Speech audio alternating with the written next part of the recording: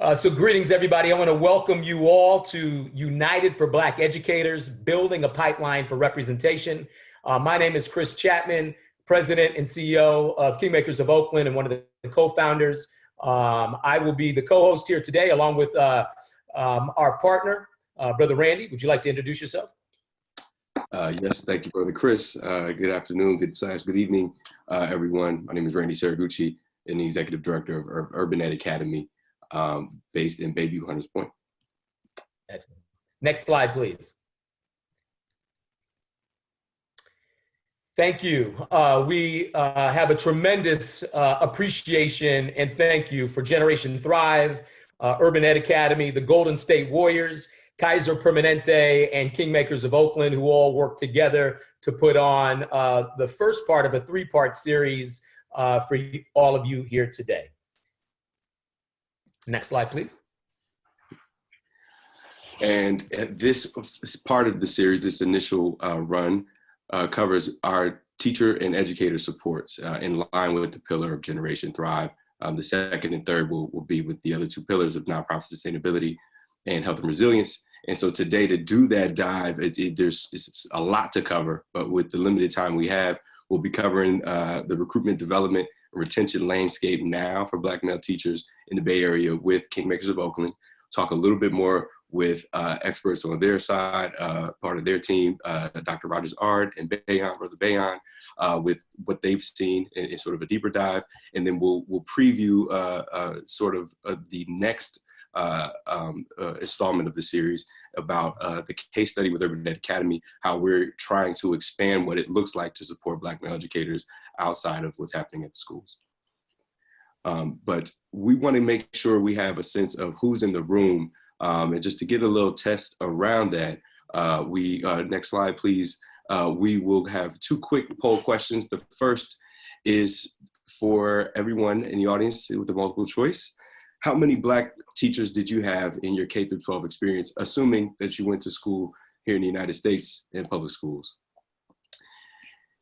And then the second part of that question, of them, how many of them were Black men, preferably Black men who taught a core subject? I am not allowed to vote, so I have time to sit here and reflect and talk through it. I won't go too quickly into some statistics. Kingmakers of Oakland has those for you all, but I'll just tell you that oftentimes when we're talking to folks in the room, and when before COVID, when we were able to do this in person, your jaw would drop with how many people had not had that experience. Even here in Northern California, and I'm originally from New Jersey, I did not have any Black male teachers in my K-12 experience at Asbury Park. And so if the poll question is done, I cannot see the result. Here we go with the results. I think everyone can see them. Pretty prevalent. Again, a lot more variance than I thought. So it's great to see that some other folks have had the experience, but by and large, Black men are not in educator positions. And I'm excited to talk about how Kingmakers of Oakland, and we're trying to do something about that. So I'll actually hand it off to Chris to give a little bit more of a flavor of what's going on with their work in Oakland. Excellent. Next slide, please. Thank you, Brother Randy. So what better way to give texture and context to the work that Kingmakers of Oakland is doing than showing you a video. So what we'd like to do to provide kind of some differentiated experience is to show you a short video that'll give you the essence of who we are and how we approach improving educational life outcomes for Black boys. If we can start the video, please.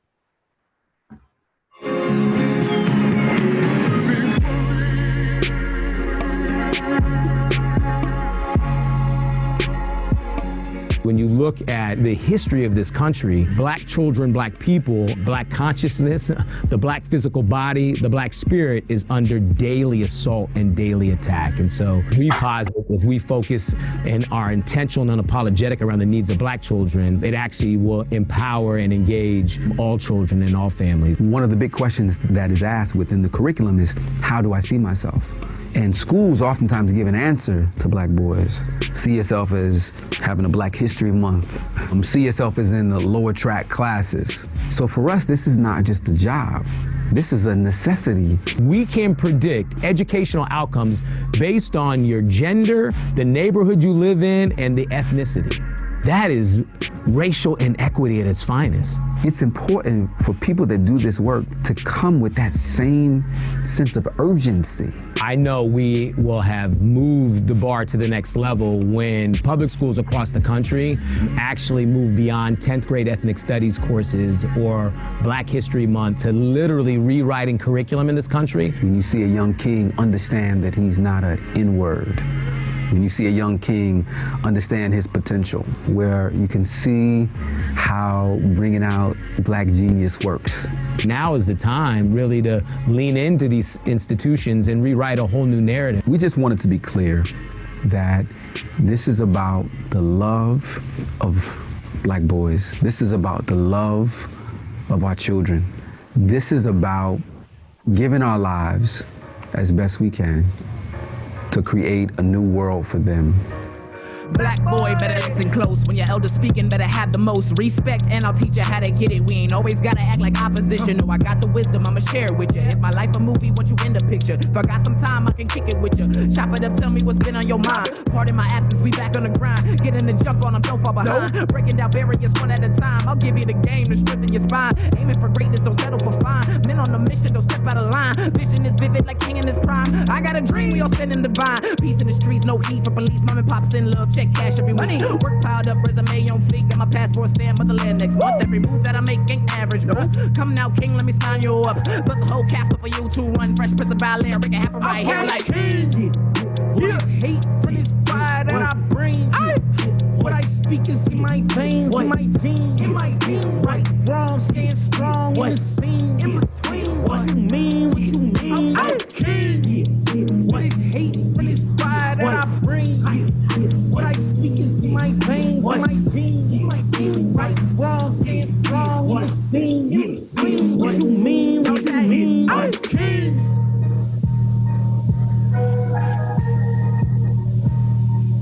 Yes. Shout out goes out to King Obasi and Amari laying down the tracks for the I Am the King soundtrack.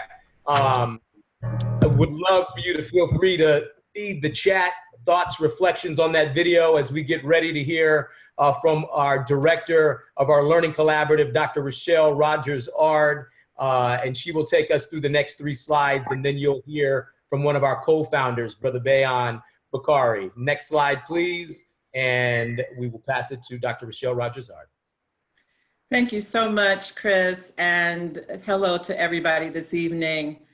I am always inspired when I see that video and when I see a photo like this. As a mother of 3 Black kings, I instinctively know and inherently understand what happens when I send my kings out into the world.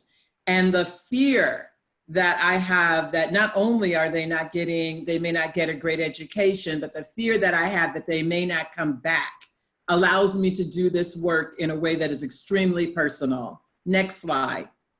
So when I think about who my children might see in their daily walk, I cannot help but be concerned about the fact that 6.5% of our teachers in this nation are Black males. 6.5%. So when we saw the poll earlier that showed that some people had 2 or 3 African-American teachers, I must admit, as a native of Oakland, California, I agree with Randy. I did not have a Black male teacher grades K-12. I never saw that. And because we understand that we value teachers as holders of knowledge, we must make a concerted effort to ensure that Black males are in front of classrooms, not just for Black boys, but for all children. And this is something that I want to really hammer home. It is wonderful and needed for us to have Black male role models for Black kings. And we need other cultures, white, Latino, Asian, other cultures to see Black males as holders of knowledge as well, so that when they leave high school and go into the world, go into college, we understand that Black men are teachers, are developers, are nurturers, have knowledge, and they are not seen, right, as the other or as a threat. Next slide, please.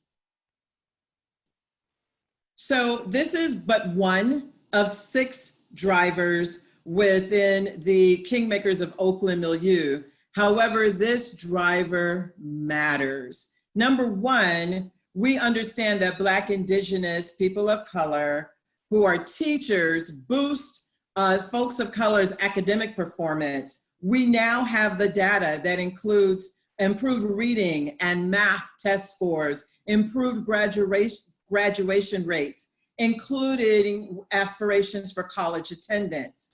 But we also understand that all students report having positive perceptions of teachers of color, including feeling cared for and academically challenged.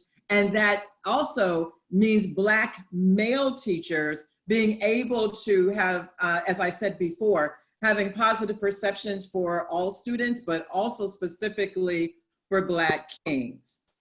Black, Indigenous people of color who are teachers are also resources for students in hard to staff schools. 3 out of 4 Black, Indigenous folks of color who are teachers work in the quartile of schools serving the most students of color nationally. So what we understand is that what happens is we place our teachers of color in schools with students of color. But I also need to understand that placing teachers of color where white students can also see the brilliance that Black men and other teachers of color hold is necessary to shift the narrative, which is another one of the Kingmakers of Oakland drivers. And then finally, the necessity of I like to say, so then you recruit folks of color, what do they see when they get into these traditionally white spaces? When we have a greater diversity of teachers, it can mitigate the feelings of cultural isolation that happens when you have the one or the only, right? So when we recruit a Black male teacher, being sure not to place that Black male teacher in a classroom or in a school where he is the only one, that will add to frustration and fatigue that allows, that sometimes adds to teachers of color leaving the profession. Next slide. I believe I'm going to lob this over to our Director of Content and Training, the fabulous Bayan Bakari. Take it away. Thank you, Rochelle. Bayan Bakari, co-founder of the Kingmakers of Oakland, and I'll catch that lob and do a quick touchdown, hopefully. So this is just to drill a little bit deeper in terms of one of the research points that Rochelle pointed out. And we just know, it's just kind of science, right? Facts that when Black students have just one Black teacher by 3rd grade, they're 13% more likely, right, to enroll in college. And then if they have 2, they're 32% more likely, right? This is research. This is not guess. The significance of this is huge. The Kingmakers of Oakland felt that this was one of the most significant things, so much so that in our learning collaborative, we focused on that particular driver last year to a wonderful extent. And what we mean by focus on it is the Kingmakers of Oakland brings school districts from around the country together to work on finding systemic issues that we can unravel to unleash the unlimited potential in our boys, and in all students. And towards that end, they come together, they figure stuff out. And for example, Seattle, the Seattle public school system works with us, and we work with them. And they had set out a goal to develop a department of, or an Office of African American Male Achievement based off of what we had done here in Oakland. And by the end of working with us in our collaborative, boom, they actually were able to create one.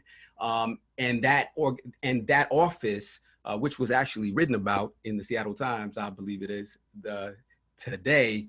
But the idea is that out of that comes the work of focusing on Black teacher recruitment, training, and retention, a pipeline, something that we see as so crucial. So I just thought I would add a little bit of salt and pepper to that delicious piece that Rochelle served up for us. And next slide.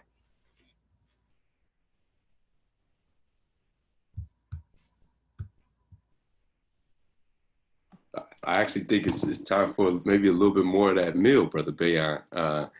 Sister Rochelle, if you don't mind cooking for us a little bit here with that good nutrition.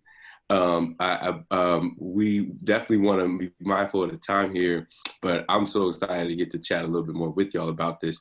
I think we dove into the content, but could just for the folks on the call, would both of you mind just introducing yourself a little bit and talking a little bit about how you were attracted to this work? Oh, okay, Brother Bayon gave me the look like it's time for you to go first. Okay, so I'm Rochelle Rogers-Ard, native of Oakland, proud native of Oakland, and worked in Oakland Unified School District for 22 years, was really blessed to watch the beginning and the formation of African American Male Achievement, which Brother Chris managed, and then went on to become the equity director. And so I've watched this work happen. And when he said, we're doing Kingmakers of Oakland, and when he gave the call, it was a very natural movement for me to want to support this work. And again, as I said at the beginning, as a mom of 3 kings, this just sits with me in a way that is both personal and professional.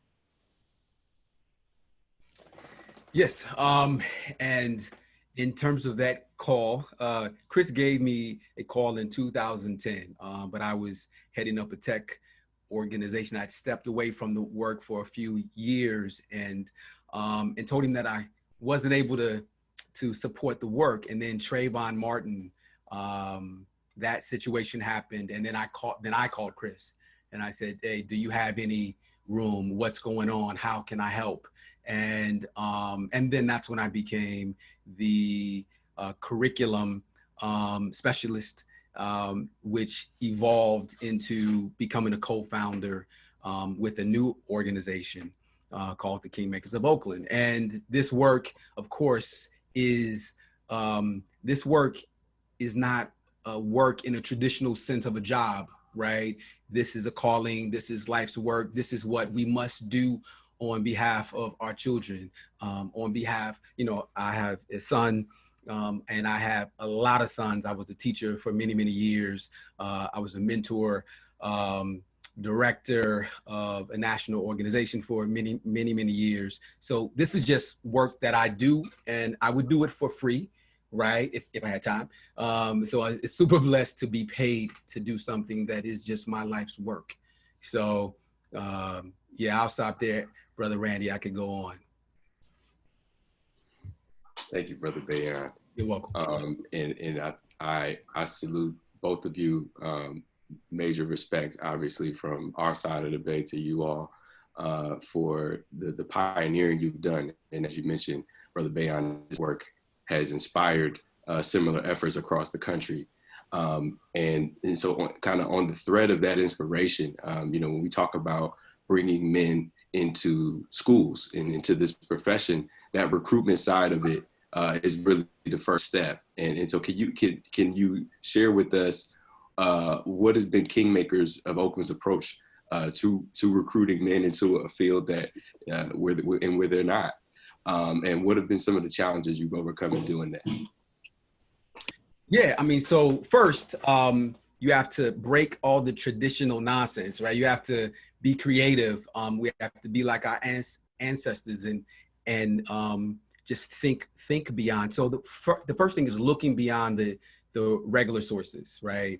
And actually, Chris could speak about this for days, but to look beyond the normal pool and look at who are the people within the community that love our boys, right? And who are already doing good work, but they may not be in the field of education, if you will, as teachers, right? They might be coaches.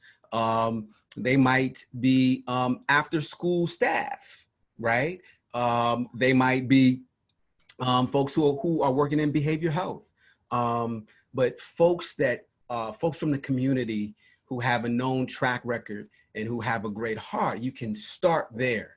And then what we were able to do is kind of start and see if there was an interest.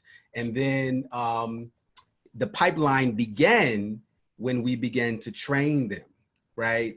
Because you cannot just take a Black male and put them in front of Black students and say, go teach, right? That doesn't work. You have to have a robust training piece, and we can get to that later.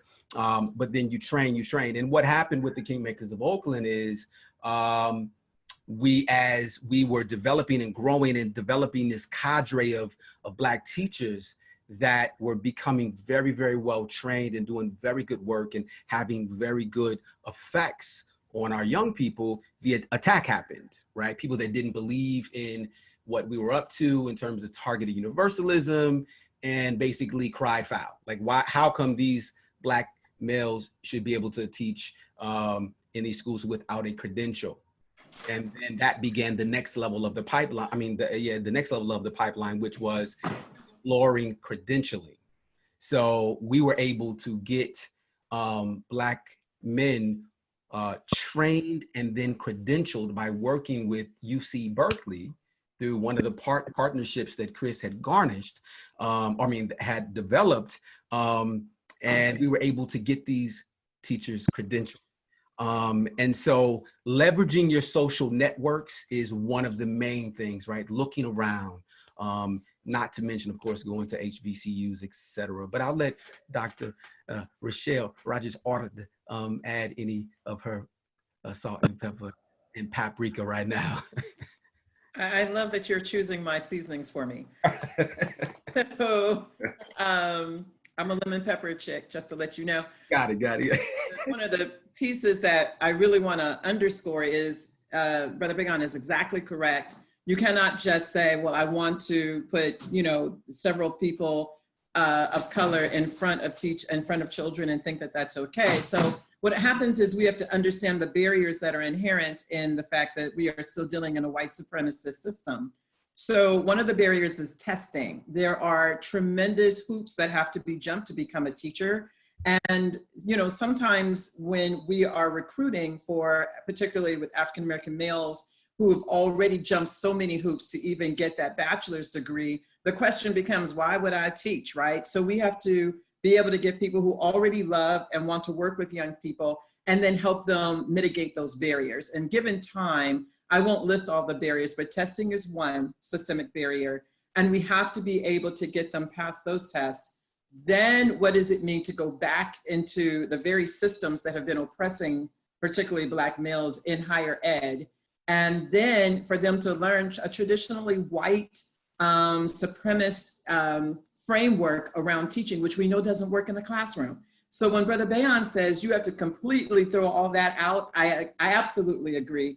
And what we are trying to do is both teach our own curriculum, but also teach the spirit of what you need to really reach our students, particularly our Black boys, but also our other students of color in the classroom. And that often means upending what is traditional at universities. And so that's a whole nother story. but it's necessary to do all of that work. And then one last thing, and we cannot leave our teachers at the door. So one of the things that that Kingmakers does really well is continue to train the teachers, the facilitators of the curriculum while they are in front of students. I know our time is up, but that's really, really important. I would like to talk more about that later. Oh no, thank you, Sister Rochelle. That is very important, and I'm so glad you rolled into that. It's y'all. This moderator job only gets easy when you got folks like this rolling through it. But I wanted to say, could we cap it off actually in talking about sort of the trifecta of it, which is retention. You know, as you all have mentioned, you know, going through the disruptions we need to bring to the system to make recruitment possible, to make training available and adequate for everybody that's around. But then how are we keeping our brothers and sisters in the classroom? Can y'all talk to us about what Kingmakers of Oakland is doing there? Yeah, so and our retention rate within our first 6 years or so before the teacher strike was at like an 80 to 90% level, which was extraordinary for what it normally is. And so we hired Dr. Maura Denike to come and really do a robust research on why that was. So again, I'm not speaking from theory only, I'm speaking from the research that was done on our work. And the themes that came out was that we created a brotherhood because we were dealing with Black men. And we created a camaraderie and a spirit of brotherhood, which means support, which means your voice matters, which means we see you, right? We have you, we advocate for you. So those instructors felt connected, right? The other piece was we talked about self-care. We literally, in part of our training, we worked with Sister Asara Sahai to have them focus on self-care and health and all of those things. Something that seems like a soft skill or ephemeral or whatever is really important to how people are able to maintain through all the stress. And this is kind of my specialty, is ensuring that the meaning of the work is being transferred. That, again, this is not just a job, right? We work within the tradition of African-American educators, right? From the past, right? We work in that tradition of Asa Hilliard. We work in the tradition of those Black teachers who were teaching in the one-room shack, right? Who taught some great folks like the Hidden Figures, scientists, right? We teach in that tradition. And so our facilitators are fueled with that. And lastly, there is a self-mastery element that we ensure that they have. And what the facilitators will tell you is, in order to teach this curriculum, you actually have to work on yourself, because the curriculum itself is about self-transformation. It's called Kepra, right? And so those combination of things are things that were raised up throughout the research that kept people engaged and wanting to come back and wanting to work with us. I just want to jump in too and say that the key for folks who might be listening, who are looking at how do we do this in a district? How do we do this systemically? The key is you must recruit for retention. It's a back mapping situation. So you need to understand what retention looks like for you in the district or in your, in your charter school management organization.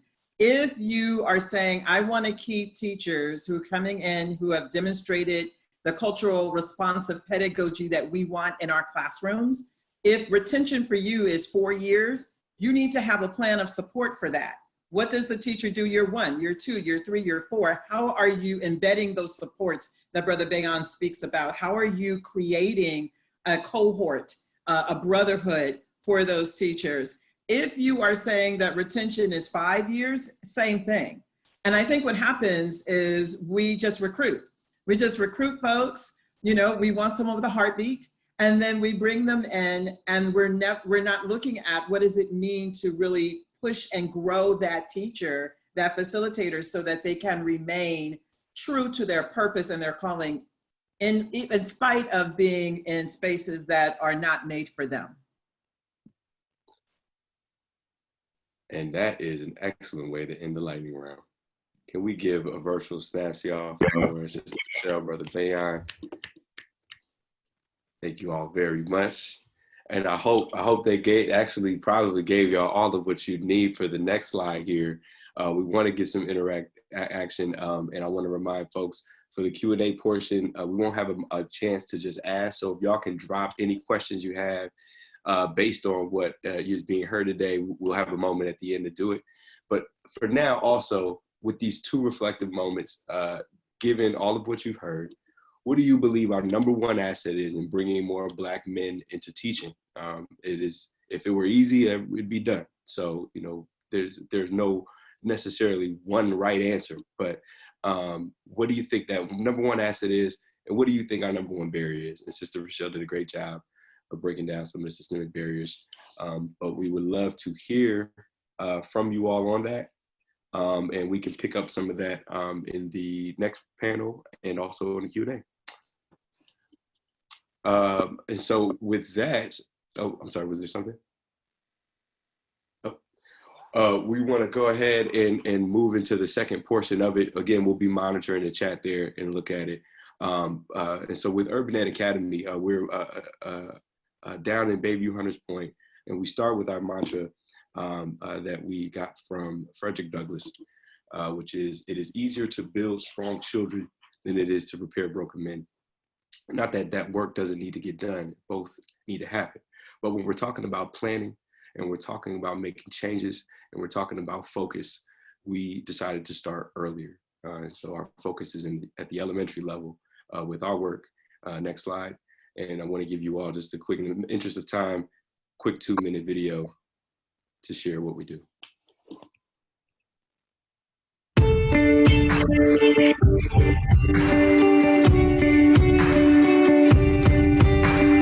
Being a man of color in the classroom is very important. The statistics show that not a lot of men of color are in the classroom, so it's a lot of lack of representation. In Malcolm X specifically, there's no Black male instructor in any of the classrooms from grade TK until 5th grade. A lot of students don't feel as if they can connect well with their teacher, especially if they don't really get to see themselves in that position. We don't have a lot of African American leaders in general in society, and I feel like UEA is striving to fix that problem. Man of the Bay is trying to place men of color in the classroom so that they can reach the children of color that are lacking the representation. The goal is to have 100 Black male teachers in front of every student before they reach middle school. It's going to be really something, because I can't remember having a Black male teacher. We didn't have this growing up. We're in a great position where we can show these kids that you can be a role model in any position. It really humbles me to know that I'm not just this figure in the classroom, not just this icon as a teacher or just an adult, but actually somebody they can relate to. When I was their age, I wish I had a program like this. I would have had help in someone who looks like me. That's the connection, right? So I won't let them down, because I see myself, I'm like, there's no way that I'm going in this classroom unprepared, knowing that that was me at one point. You can see the difference in the kids, how they take to us. Students do look at me as automatically a Black male role model. I know they're listening, I know they're paying attention. They believe in us as much as we believe in them. Like I've told them in the beginning, I've got your back and you gotta have my back. And they love that. And we always say, well, what are we gonna be today? And they'll tell you we're gonna be great.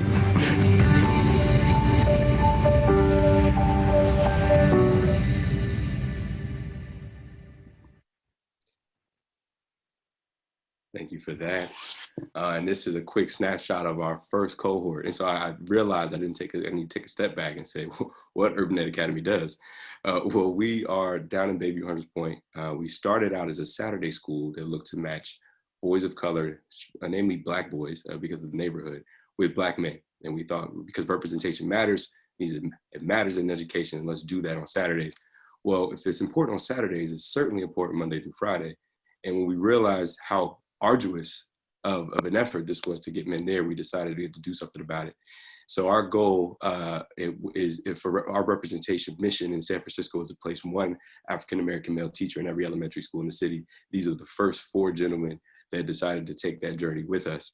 It's Darius, Messiah, Stefan, and Devon, 3 from Delaware State University and 1 from Texas Southern University. And to dig a little deeper into that, I'm gonna pass it over to Brother Chris, who's going to talk with two folks from our team. Next slide, please. Thank you, Brother Randy, Dr. Rochelle Rogers-Zard, Brother Bayon. At this point, it gives me a great honor and privilege to facilitate this next lightning round of facilitated conversation with two extraordinary educators representing Urban Ed Academy. At this point, if we could get Dr. Frederica Nash on the screen and the indomitable Daniel, and this is blocking my screen here, Brother Daniel Rumley, there we go.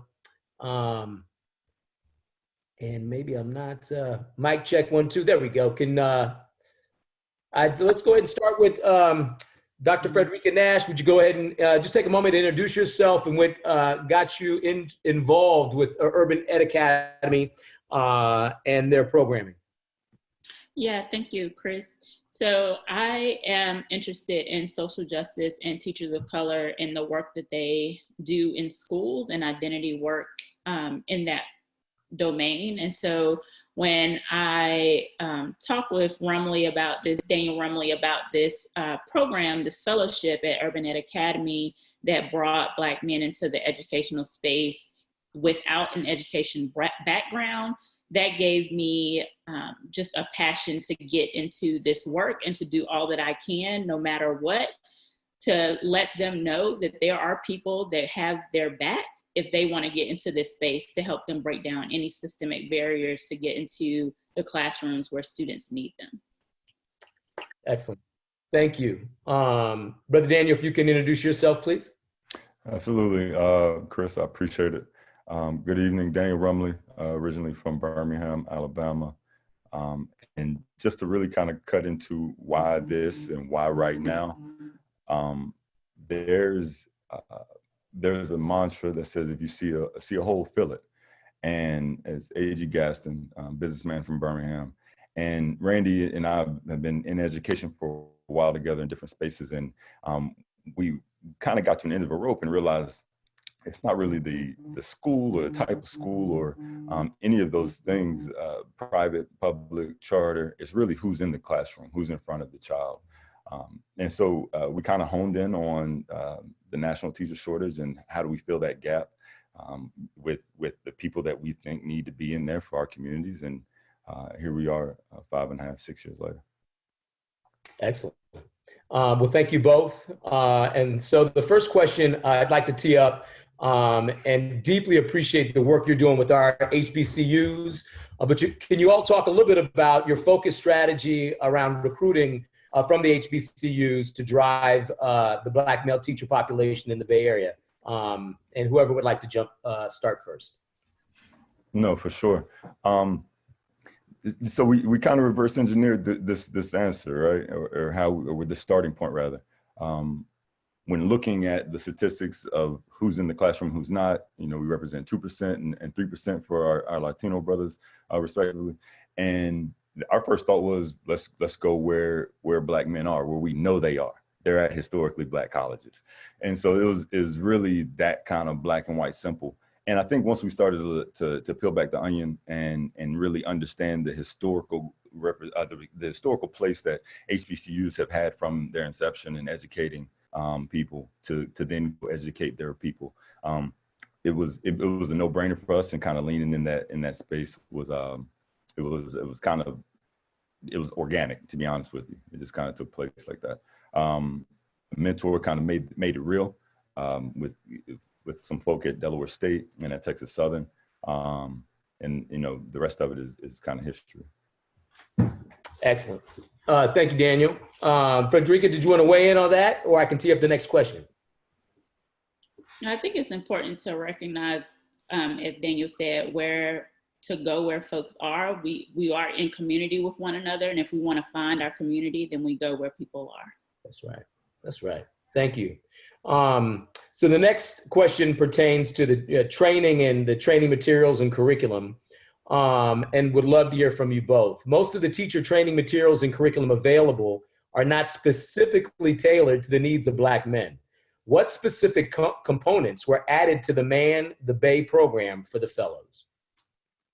Yeah, so I'll start with that one. I think there are 4 critical components that are different from traditional teacher preparation programs that we really focus on. And one is the identity work that others have talked about and how important that is, because we know that identities are often projected onto Black men. And so having the opportunity to explore the multiple identities that we have are really important. And so we, throughout our curriculum, ask the question, like, what does it mean to bring my whole self to the educational space and not be afraid to do so?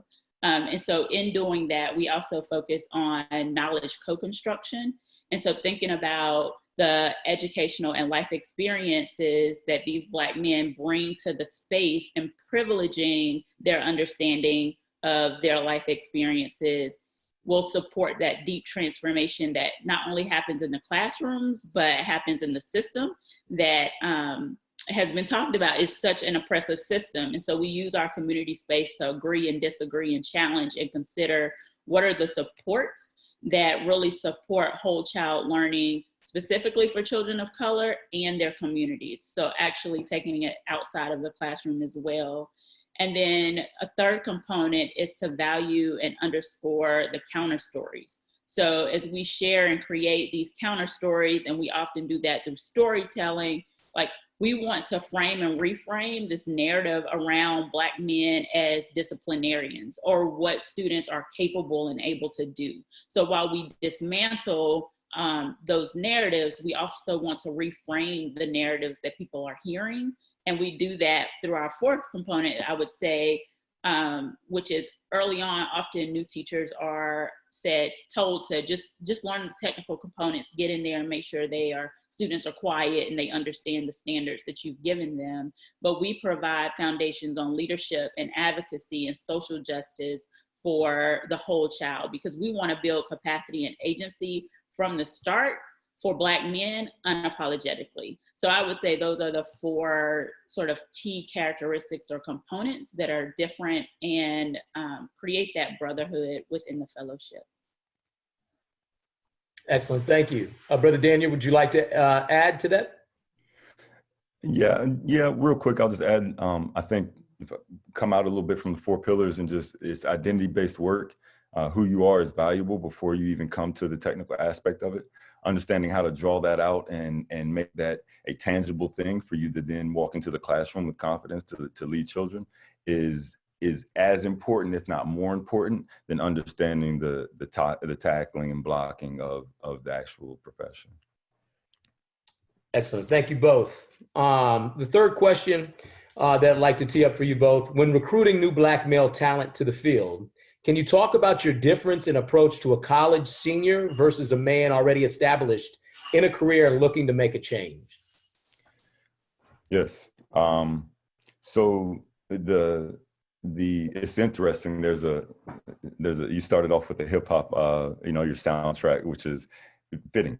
And we've got an historic battle, if you will, going on tonight in hip hop that's fitting in the versus world, for those that know what I'm talking about.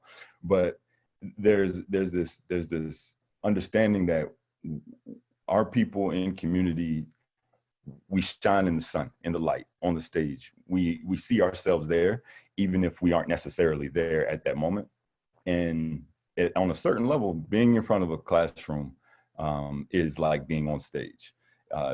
Especially the young kids, they know it. They know when you're not being straight with them, they're going to call you on it, and it forces you to be nimble on your feet, on your toes, read the room, understand where they are, where you need to take them. And so for the kids coming right out of college, it's really who's ever seen yourself rocking the stage?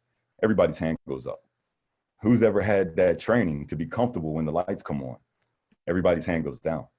Or maybe 1 or 2 people that were, special for, performing arts schools or something of that nature.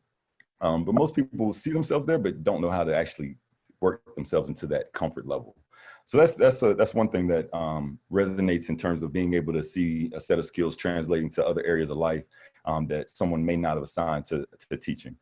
And the other versus, career switchers, if you will, or folk that have been in the workforce and are looking to make a change, it's almost a call to arms at that level. Every man worth his salt should come teach for 3 years. and be fully prepared to go into the classroom with a full year teaching before that happens, which represents what Man the Bay is in terms of a 4-year program. And so, you know, after you've kind of run the loops of paychecks and rent or mortgage and lease or car note, and you've been chasing your own thing, what's at the end of it? And by the time you're 23, 24, and you get to 28, 29, you may have some nice stuff, but it may be a hole that's there in terms of a fulfilling purpose for why you're waking up and going to sleep every night. Cats that have really kind of run that loop, they're listening, and there's just an understanding that pouring into your community is something that I should do at this point while I'm still relatively young. Thank you. Sister Frederica, would you like to share? I would say that the common thread throughout goes back to the purpose of getting into education no matter what. So there's some connection around this passion that I want to improve my community, and that doesn't matter if you or I want to be a part, have a different role within my community. And that doesn't matter if you are fresh out of school or if you're a career changer, that still burns within you. And so being able to have that conversation and give you an opportunity with full support around you, that part of the recruitment stays the same. But the other parts that Daniel just talked about are some of the things that are different. Appreciate the strategy, appreciate what you're lifting up. And really this country has a cultural pivot. When we value or place value on teachers the way we place value on politicians, athletes, doctors, which are needed, don't get me wrong, and they get paid the same, it might be easier to recruit many of us from who find, our financial, our access to financial means has been limited, or we don't have that historical access to money. So teaching, although extraordinarily altruistic, can be a challenge just financially, in particular in the Bay, but appreciated everything that you all have lifted up. Maybe just one question that came up in the chat. What would you share to those listeners then that are interested in supporting, but have a pain point of new teachers coming into school systems and then getting pigeonholed into being disciplinarians? How do you mitigate that or coach around that? But one, for the teacher who may mean well, but now doing that pulls them out of, being a quality teacher, because now they're doing all these other things, or just the burden of having to do something that's not, wasn't what they had signed up to do. But would love your response. So I'm gonna be real quick, because I know Dr. Nash has got something for that. But ultimately, the same way that we want to walk in advocacy and social justice, our men are taught how to advocate for themselves. You're not a disciplinarian. It comes with the classroom in terms of being able to apply discipline, but the bad kids don't come to your classroom. And if that's what's going on, then we need to have conversations that are beyond you, but they're taught to advocate for themselves. And you got to call it out when you see it. You can't be afraid to manage up, if you will, and let people know where they're running afoul. Appreciate that. Sister Frederica? I definitely agree with that. And the other thing is to think about who sees you as a disciplinarian. So yes, you may be pulled out and identified by another adult as a disciplinarian, but students should not see you as that person, right? So that might be your role, but that's not your responsibility. So you teach from wherever you are in that building, and you, as Daniel said, you use your voice and you advocate. And as you are engaging with students, you create that relationship so that whatever this discipline is supposed to be happening, that happens from a place of care and of safety and of love and of joy with that child. And that goes a longer way. And they don't see you as a disciplinarian. They see you as the person that cares for them and thinks about their future and thinks about who they are right there in that moment. So I definitely think it's about using your voice and having the advocacy, but it goes back to that identity space and who do you see yourself as? You cannot see yourself as a disciplinarian just because that is a role that has been identified for you. You use that role and you transform it, and then you advocate to get out of it. Ashe. Well, as a father of 3 Black sons, former teacher myself, I applaud you, I salute you, and just Deeply appreciate your insight and your genius here today. And so, folks, please feed the chat with appreciations for Sister Frederica and Brother Daniel. And at this point, we're going to transition to the next slide. But thank you both for sharing. And at this point, I'm going to call back into the space Brother Randy, and we may, and just tracking time, and we're over time. But there was a couple of questions we did get, and I'm also getting a few more comments and questions. But maybe time for a question, just since we are over. And maybe time for a question, and then definitely want to make sure that all of the panelists have an opportunity to answer that too. Absolutely. As a matter of fact, well, and I'm not seeing any questions though come up in the Q&A. Okay, well, we definitely want to make sure we're respectful for time. Apparently, there's a versus battle that was going on as well tonight.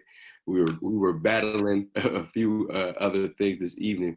We are grateful for everyone making time to learn about this. This is obviously a subject that is near and dear to us, but is important to you all as well.